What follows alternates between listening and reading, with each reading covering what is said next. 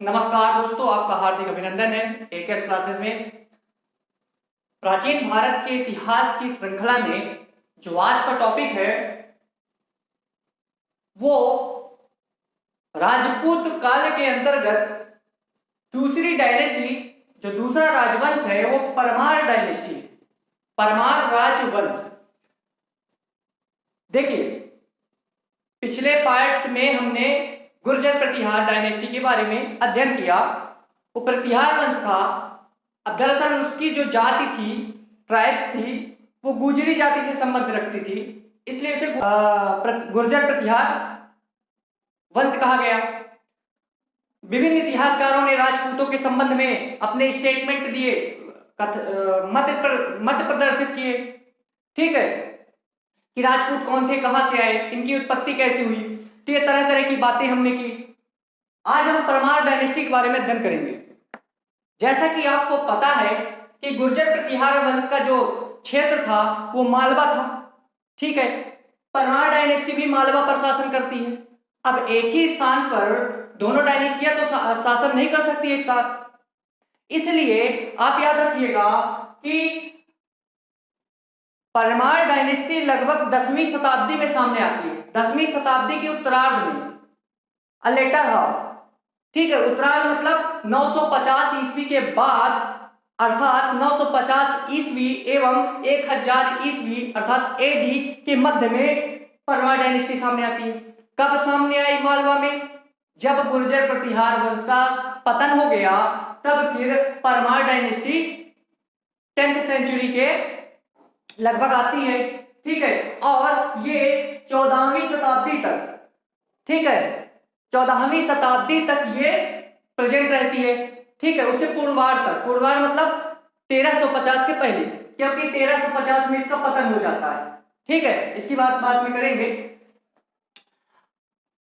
राजपूत काल के अंतर्गत जो परमार वंश है, ये मध्य प्रदेश के इतिहास जब हम पढ़ेंगे इसमें भी महत्वपूर्ण स्थान रखता है, तो थोड़ा ध्यान से पढ़ेंगे। तो जो ये परमार थे, ये राजपूतों के सामंत थे। पहले क्या थे? सामंत थे। राजपूतों के फ्यूडल बोलिए या फेडरलिस्ट बोलिए, सामंत थे। किंतु बाद में क्या होता है, ये स्वतंत्र हो जाते हैं। ठीक है, इंडिपेंडेंट हो जाते हैं बाद में। हर एक वंश का कोई ना कोई संस्थापक होता है। उसी प्रकार परमार वंश के संस्थापक, फाउंडर उपेंद्र कृष्ण राज को कहा जाता है। कौन है संस्थापक? फाउंडर उपेंद्र कृष्ण राज। और साथ ही जब इन्होंने परमार वंश की नींव डाल दी, तब अपनी राजधानी, कैपिटल धारा नगरी को बनाई। किसे बनाई? धारा नगरी। धारा नगरी किसका प्राचीन नाम है, बताइएगा। ठीक है, किस नदी के किनारे इनकी राजधानी थी? शिप्रा नदी के किनारे। शिप्रा नदी के किनारे इनकी राजधानी थी, ये याद रखिएगा। ठीक है, निम्नलिखित में से कौन सा वंश शिप्रा नदी के किनारे बसा था? तो ये भांति भांति के प्रश्न बन सकते हैं। मित्रों, परमार वंश के अंतर्गत उपेंद्र कृष्ण राज के बाद कौन कौन से शासक हुए, उन पर नजर डालते हैं। वैरी सिंह प्रथम, सियक प्रथम, वाकपति फर्स्ट, वैरी सिंह सेकंड। ठीक है, इतने शासक होते हैं। ये आरंभिक शासक है। ठीक है, ये प्रारंभिक शासक होते हैं। अब हम जो बात करने जा रहे हैं विभिन्न शासकों की, तो सबसे पहले हम पढ़ेंगे सियक प्रथम। सियक प्रथम की, जिसे हर्ष के रूप में जाना जाता है। अब केवल हर्ष बोलेंगे तो हर्षवर्धन तक पहुंच जाएंगे, नहीं, इन्हें हम श्री लगाकर संबोधित करते हैं। श्री हर्ष अर्थात सियक प्रथम। इनका जो टाइम पीरियड था शासन का, जो एडमिनिस्ट्रेशन का जो टाइम पीरियड था, वो 945 से 973 एडी तक था, ईस्वी तक था। ठीक है, इन्हें श्रीहर्ष को रियल फाउंडर माना जाता है। Real founder of Parmar dynasty अर्थात परमार वंश का वास्तविक संस्थापक क्यों माना जाता है? प्रश्न ये खड़ा होता है। देखिए, जब ये शासक होते हैं उपेंद्र कृष्ण राज और वैरी सिंह, ये उस समय सामंत थे। इसके राष्ट्रकूटों के फेडरलिस्ट थे, फ्यूडल थे। लेकिन जब सियक प्रथम आते हैं, और हाँ, उपेंद्र कृष्ण राज ने वंश की नींव तो डाल दी, लेकिन अभी सामंत के पद पर बने हुए हैं। लेकिन जब सियक अर्थात श्रीहर्ष आ जाते हैं, तो इन्होंने राष्ट्रकूटों से पूरे परमार वंश को अपने राष्ट्रकूटों के चंगुल से मुक्त करा दिया, ठीक है, आजाद कराया। इस उपलब्धि के कारण श्रीहर्ष को रियल फाउंडर अर्थात वास्तविक संस्थापक की संज्ञा दी जाती है।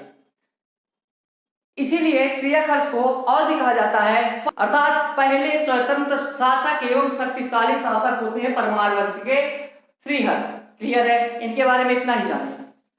वाकपति मुंज, जिन्हें मुंजराज भी कहा जाता है, वाकपति मुंज, इनका जो टाइम पीरियड है वो 973 से 995 ईस्वी तक रहता है, ठीक है मित्रों।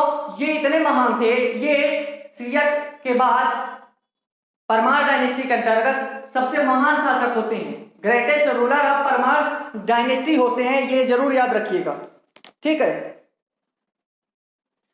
मित्रों। वाकपति मुंज या मुंजराज के समय परमार डायनेस्टी जो थी, परमारों का चारों ओर ख्याति प्राप्त हो गई, अर्थात प्रत्येक क्षेत्र में चाहे जो क्षेत्र हो उसमें उन्नति देखने को मिलती है मुंजराज के समय। जो धारा नगरी थी कैपिटल, इसकी ख्याति चारों ओर फैल गई इनकी कीर्ति से, ठीक है, इनकी उपलब्धियों के आधार पर। मित्रों देखिएगा थोड़ा सा, एक युद्ध का वर्णन है और ये युद्ध इंपॉर्टेंट है कि चालुक्य राजा तैलप द्वितीय किस चालुक्य से थे? कौन से चालुक्य? वेंगी के थे, वातापी के थे या बादामी के थे? मैं ही बता देता हूं, कल्याणी के चालुक्य। कहाँ के? कल्याणी के चालुक्य। तो कल्याणी के चालुक्य तैलप द्वितीय को इन्होंने 6 बार हराया। कितनी बार पराजित किया? 6 टाइम्स, 6 बार पराजित किया, किंतु 7वीं बार वाकपति मुंज हार जाते हैं और इनकी हत्या कर दी जाती है। और इस समस्त घटना का, इस बैटल का, इस युद्ध का जो वर्णन है, याद रखिए, आईने अकबरी एवं प्रबंध चिंतामणि, इन दोनों पुस्तकों में मिलता है। आईने अकबरी एवं प्रबंध चिंतामणि। अब आपसे प्रश्न पूछे कि आईने अकबरी में निम्नलिखित में से किस राजवंश का उल्लेख है? परमार, चोल, गुर्जर प्रतिहार या फिर चंदेल? तो फिर आप स्वाभाविक रूप से आप लगाएंगे परमार वंश का, क्योंकि आईने अकबरी में इस युद्ध के साथ साथ राजा भोज का भी वर्णन है। याद रखिएगा जी, ठीक है मित्रों। वाकपति मुंज जो थे ये स्वयं विद्वान थे। क्या थे? स्वयं विद्वान थे एवं इन्होंने एक पुस्तक की रचना की। उस पुस्तक का नाम है मुंज प्रतिदेश। क्या नाम है? मुंज प्रतिदेश। याद रखिए, ये भूगोल से संबंधित, जियोग्राफी से संबंधित किताब है, पुस्तक है, बुक है, ठीक है मित्रों। ये तो स्वयं विद्वान थे ही, ठीक है, स्वयं विद्वान तो थे ही, लेकिन साथ में विद्वानों के महान संरक्षक भी थे, ठीक है। He was a himself great scholar and also a great patron of scholars, ठीक है। इनके कोर्ट में, इनके जो कोर्टली थे, दरबारी थे, याद रखिए कौन कौन है? 3 लोग, धनिक, धनंजय और पद्मगुप्त। धनिक, धनंजय, पद्मगुप्त। आप ये तीनों नाम एक साथ बोलेंगे, याद हो जाएगा। धनिक, धनंजय, पद्मगुप्त। धनिक, धनंजय, पद्मगुप्त। तीनों की पुस्तक भी देख लीजिए, कौन कौन सी पुस्तक इन्होंने रचना की, ठीक है। तो सबसे पहले यशोरूपावलोक। क्या? यशोरूपावलोक धनिक ने रचना की, जबकि धनंजय ने 10 रूपक, याद रखिए, ठीक है। पद्मगुप्त की जो पुस्तक है नवसाह सांख्य चरित, इन तीनों पुस्तकों को याद रखिएगा। ये बात हो गई। अभी कुछ देर पहले हमने उल्लेखित किया कि वाकपति मुंज के समय इनकी राजधानी धारा नगरी की जो ख्याति थी वो चारों ओर फैल गई थी। प्रत्येक क्षेत्र में इस समय परमार उन्नत अवस्था में दिखलाई दे रहा था। और दूसरे शब्दों में कहें तो मुंज राज के समय जो परमार थे, इनका गौरवशाली युग था, गौरवशाली समय चल रहा था मुंज राज के समय। मुंज राज के कुछ कार्यों का मैं एग्जांपल दूंगा और ये एग्जांपल पूछा जाता है, तो इस एग्जांपल के थ्रू प्रबल जो प्रमाण मिलता है सामाजिक कार्यों का, उसको देखिए। अच्छा, strong proof of social action, ठीक है। प्रबल प्रमाण जो है सामाजिक कार्य का ये है कि उन्होंने धार में, कहा? धार में, धारा नगरी नहीं मैंने बोली, मैंने धार बोला है, याद रखिएगा। तो धार में मुंज सागर लेक झील अपने नाम पे ही इन्होंने स्थापित की। ठीक है, मुंज सागर झील का निर्माण कंस्ट्रक्शन करवाया मुंज राज ने। ये बात हो गई वाकपति मुंज अर्थात मुंज राज की। क्लियर है। आगे आते हैं सिंधु राज, ये इनके भाई होते हैं वाकपति मुंज की। जब इनकी हत्या हो जाती है, अच्छा इन्होंने हूणों को भी पराजित किया, ये भी याद रखिएगा। तैला द्वितीय से जब 7वीं बार हार जाते हैं तो तैला द्वितीय के द्वारा इनकी हत्या हो जाती है। तब गद्दी पर बैठते हैं उनके भाई सिंधु राज। ज्यादा समय के लिए नहीं होते हैं, थोड़े समय के लिए होते हैं, लगभग 995 से 1000 AD। ठीक है, तब तक इनका शासन लगभग 5 वर्षों तक चलता है। खास बात यह है इनकी, केवल इतना जानिए कि इन्होंने चालुक्य राजा, यहाँ भी चालुक्य से भिड़े वाकपति मुंज और यहाँ भी चालुक्य, लेकिन इस समय चालुक्य जो राजा होता है वो सत्याश्रय होता है। कौन होता है? सत्याश्रय होता है, और सत्याश्रय को सिंधु राज ने पराजित कर दिया। ठीक है, अब बात करते हैं जो हमको मेन पढ़ना है। इनसे तो बनेंगे ही जितने प्रश्न बन जाएंगे, लेकिन अब बात करेंगे राजा भोज। कहां राजा भोज, कहां गंगू तेली। तो राजा भोज के बारे में बात करें तो याद रखिए ये सबसे महान, most greatest ruler of Parmar dynasty. ठीक है, ये केवल युद्ध कला में माहिर नहीं थे, ये कलम भी इनकी बहुत चलती थी।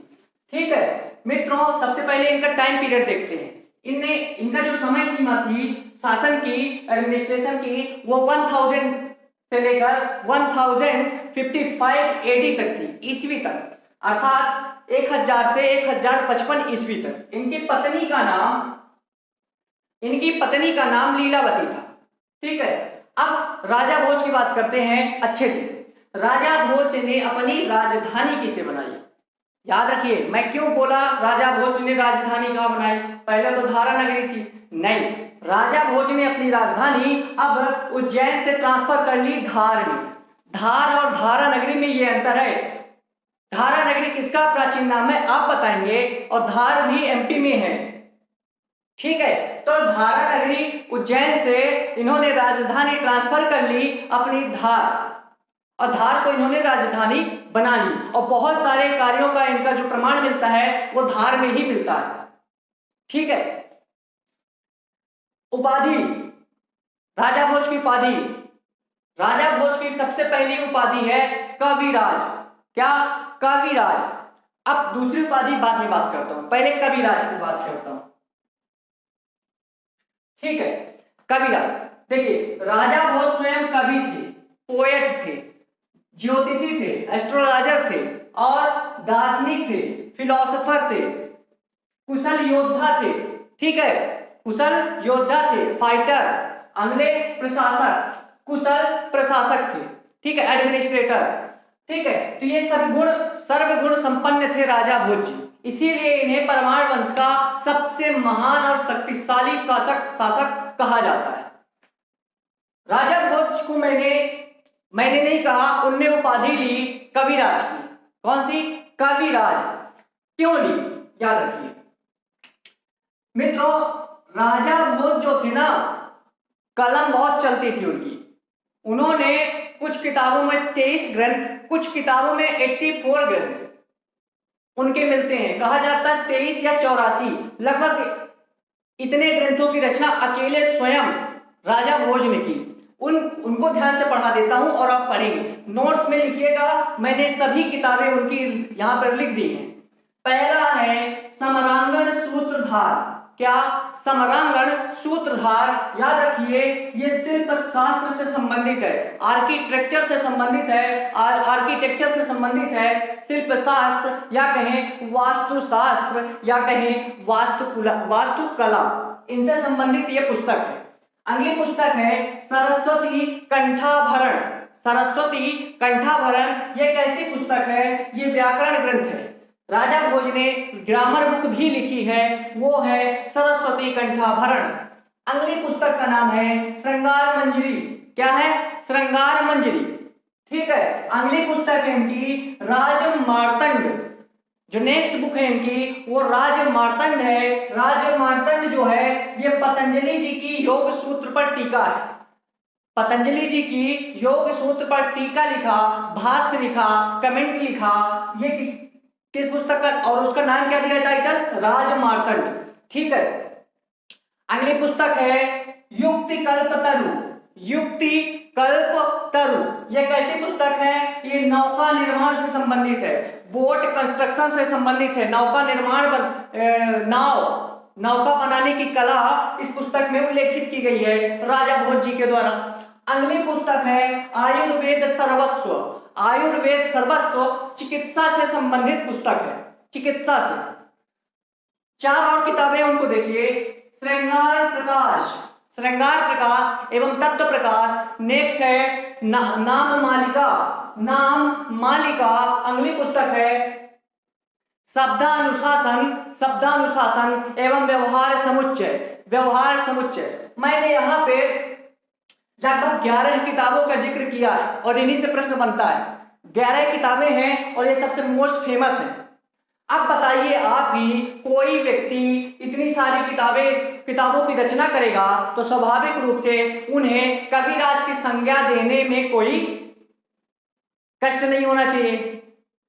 कविराज की संज्ञा तो बनती है कि इतने महान शासक होने के बावजूद, समस्त कार्रवाइयों का संचालन करने के बावजूद, राज्य की समस्त जिम्मेदारियों का संचालन करने के बावजूद उन्होंने इतनी सारी किताबें लिखी, इतने सारे ग्रंथों की रचना की, तो स्वाभाविक रूप से कविराज की उपाधि, टाइटल लेना तो बनता ही था। ठीक है, अगली उपाधि की बात करता हूं जिसका नाम है कलम एवं तलवार का धनी। क्या, कलम एवं तलवार का धनी। तलवार अर्थात सोर्ड, ठीक है, कलम एवं तलवार का धनी। कलम का मैंने तो बता दिया कि ये कलम उनकी ऐसे चली, तलवार भी बहुत चलती थी। युद्ध क्षेत्र में उनका जो रण कौशल था ना, मतलब उसकी आप कल्पना नहीं कर सकते हैं। जितनी तेजी से, जितनी धार उनकी कलम पर थी, उतनी धार उनकी तलवार पर थी। ठीक है, इसीलिए बहुत सारे बैटल्स जीते, युद्ध जीते, इसलिए राजा भोज को कलम एवं तलवार का धनी कहा जाता है। और ये दोनों उपाधियां वेरी वेरी इंपॉर्टेंट, ठीक है, बहुत महत्वपूर्ण उपाधियां एग्जाम के दृष्टिकोण से। अच्छा, अब राजा भोज के राज्य विस्तार की चर्चा कर लेते हैं। राज्य विस्तार की चर्चा कर लेते हैं। इनका राज्य क्षेत्र कहाँ कहाँ था, क्यों मैंने, अब देखिए मैंने इतने सारे नाम लिखे हैं। मैंने चित्तौड़ लिखा, खानदेश, भेलसा, डूरंगपुर, बांसवाड़ा, कोंकण व गोदावरी का उत्तरी तट। इतने क्षेत्र क्यों लिख दिया मैंने, क्योंकि मैं एक प्रश्न पत्र देख रहा था, उस प्रश्न पत्र का नाम भूल गया है कि वो किस स्टेट का था, लेकिन मुझे प्रश्न पत्र भूल भी जाए लेकिन प्रश्न नहीं भूलते।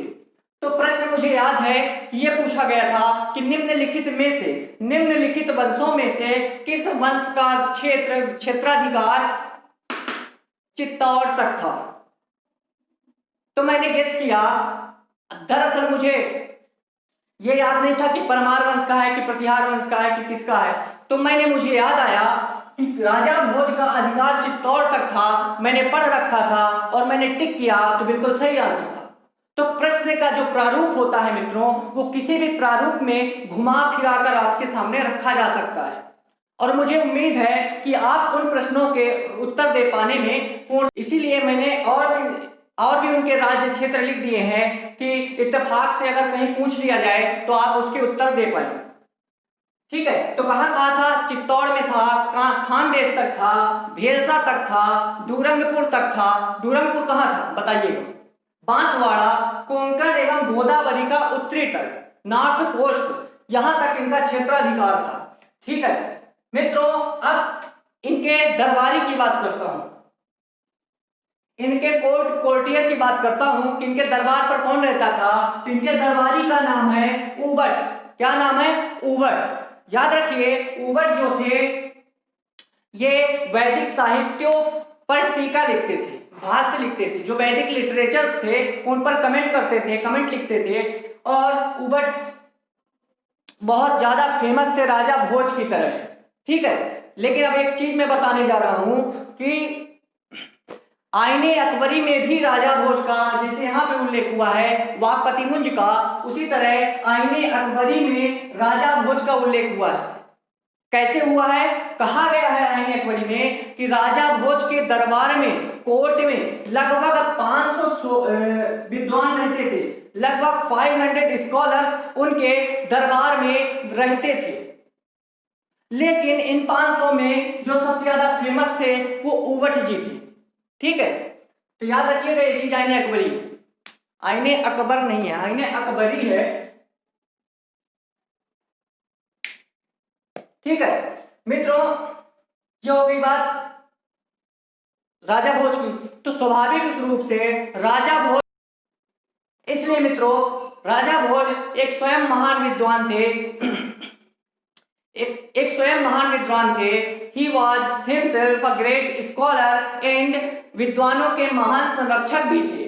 ठीक है, and also a great patrons of scholars. ठीक है, ये बात हो गई उनकी रचनाएं और उनके दरबारियों के संदर्भ में। अब थोड़ा सा उनकी कंस्ट्रक्शन पर नजर डालते हैं। उनने कौन कौन से निर्माण कार्य करवाए? तो सबसे पहले धार पे, कहाँ पे? धार में, अपनी राजधानी में देखिए उन्होंने एक भोजशाला का निर्माण करवाया। भोजशाला के कोर्ट यार्ड में, भोजशाला के प्रांगण में उन्होंने सरस्वती मंदिर का निर्माण करवाया एवं धार में ही संस्कृत विद्यालय का निर्माण करवाया। 3 चीजें धार में उन्होंने बनवाई, भोजशाला, सरस्वती मंदिर और क्या?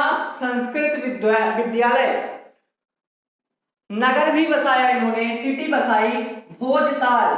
भोजताल या कहीं कहीं भोजपुर मिलता है, ये भोजपाल नामक नगर बसाया और यही भोजपाल चलते चलते भूपाल हुआ और भूपाल से होते होते भोपाल हो गया। ठीक है, कहा जाता है कि जो भोजपुर में सबसे प्राचीन और जो विशाल शिवलिंग की मूर्ति है उसकी स्थापना राजा भोज ने ही करवाई थी, ऐसा माना जाता है। ठीक है, एक तालाब का निर्माण करवाया भोपाल के या कहे भोजताल के दक्षिण में, एक भोजसर या भोजपुर तालाब बनवाया राजा भोज ने। ठीक है, देखिए थोड़ा अंतर है, भोजशाला, भोजताल, भोजसर। ठीक है, चित्तौड़ में इनका क्षेत्राधिकार चित्तौड़ तक था, तो चित्तौड़ में इन्होंने क्या बनवाया? त्रिभुवन नारायण मंदिर, त्रिभुवन नारायण टेम्पल का भी निर्माण राजा भोज के द्वारा चित्तौड़ में करवाया गया। राजा भोज के युद्ध अर्थात बैटल्स के बारे में भी जान लेते हैं मित्रों। राजा भोज के युद्धों की बात करते हैं, बैटल्स। ठीक है, सबसे पहले जानिए अनंतपाल। अनंतपाल कौन थे? ये हिंदू राजशाही वंश के शासक थे, कश्मीर से लेकर मुल्तान तक इनका शासन था। तो जब तुर्क आक्रमण अटैक होता है महमूद गजनबी के द्वारा, तब राजा भोज ने अनंतपाल को सैन्य सहायता भेजते हैं। किसके विरुद्ध? अगेंस्ट गजनबी के विरुद्ध सैन्य सहायता भेजते हैं। ठीक है, मिलिट्री सेंड करते हैं। अच्छा, इसका उल्लेख कहाँ है? ये उदयपुर प्रशस्ति में, उदयपुर रिकॉर्ड या कहें आर्टिकल, इसमें इस चीज का उल्लेख किया गया है। और ये युद्ध कहलाता है वैहंद का युद्ध।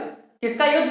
Battle of Waihind. ठीक है मित्रों, चंदेल राजा विद्याधर को भी पराजित किया इन्होंने। जब चंदेल शासक रूलर जो होते हैं विद्याधर, इनको पराजित करते हैं, डिफीट करते हैं राजा भोज। मित्रों, धार प्रशस्ति में, धार रिकॉर्ड में क्या बताया गया है कि त्रिपुरी के कलचुरी राजा, कलचुरी शासक गांगेय देव को भी पराजित करते हैं। किसको पराजित करते हैं? गांगेय देव को। मित्रों, नागाई अभिलेख में, नागाई इंस्क्रिप्शन में क्या बताया गया है कि सोलंकी वंश कहाँ था? जो गुजरात के चालुक्य कहलाते हैं। तो सोलंकी अर्थात गुजरात के चालुक्य राजा सोमेश्वर द्वितीय, सोमेश्वर सेकंड, इनका दूसरा नाम भीम सेकंड भी मिलता है। ठीक है, एवं साथ में त्रिपुरी के कलचुरी राजा कर्ण, त्रिपुरी के कलचुरी राजा कर्ण, इन्होंने, इन दोनों की संयुक्त सेना ने धार पर आक्रमण कर दिया। राजा भोज की राजधानी धार पर आक्रमण कर दिया या कहीं मालवा पर आक्रमण कर दिया। देखिए, कर्ण ने इसका साथ क्यों दिया सोमेश्वर का? क्योंकि कर्ण त्रिपुरी के कलचुरी राजा थे और त्रिपुरी के कलचुरी राजा गांगेय को पराजित किया था राजा भोज ने। तो ये बदला था, प्रतिशोध था, ठीक है। दूसरे शब्दों में कह सकते हैं कि बदला ही था एक प्रकार से, क्योंकि चूंकि राजा भोज से गांगेय देव पराजित हो गए थे, ठीक है, तो उसी का बदला लिया है, रिवेंज लिया है कर्ण ने। तो इनकी संयुक्त सेना ने धार पर जब अटैक किया तो राजा भोज पराजित हो जाते हैं। पराजित होने के उपरांत वो चिंता में चले जाते हैं और चिंता के कारण उनकी हो जाती है मृत्यु, ठीक है। ये हो गई बात राजा भोज की। राजा भोज से संबंधित 11 आर्टिकल हैं, 11 इंस्क्रिप्शन है या कहें 11 अभिलेख है, जिनमें से प्रमुख रूप से धार अभिलेख, धार प्रशस्ति, उज्जैन, भोजपुर, मेहंदी, बेटमा, देपालपुर, ये सभी अभिलेख राजा भोज से संबंधित है। बेटमा और देपालपुर इंदौर के क्षेत्र हैं, ठीक है, इंदौर में आते हैं। कहा जाता है कि 1233 में, अब 1055 जब इनका शासन हो गया, 1055 के बाद राजा भोज का जो शासन था वो 1055 ईस्वी तक था। उसके बाद 1055 से लेके 1233 के बीच में बहुत सारे शासक होते हैं परमार डायनेस्टी में, परमार वंश में। लेकिन 1233 में इल्तुतमिश ने मालवा पर अटैक किया और मालवा का जो बहुत सारा धन था वो लूट के ले गए दिल्ली सल्तनत। 1305 जब आता है, 1305 या एडी बोले या ईस्वी बोले, उस समय अलाउद्दीन खिलजी मालवा पर आक्रमण करके मालवा को दिल्ली सल्तनत में मिला लेता है, ठीक है। अलाउद्दीन खिलजी ने परमार वंश को मालवा में दिल्ली सल्तनत में मिला लिया। किसी पुस्तक में आपको मिलेगा कि 13वीं शताब्दी में, 13th सेंचुरी में कहा जाता है कि तोमरों ने परमार का अंत किया, लेकिन आप इसको ध्यान दीजिएगा। ये बात हो गई परमार डायनेस्टी की। अब नए वंश के साथ नया पार्ट होगा, इतना ना समझ में आया हो तो बताइएगा। तब तक के लिए धन्यवाद, जय हिंद।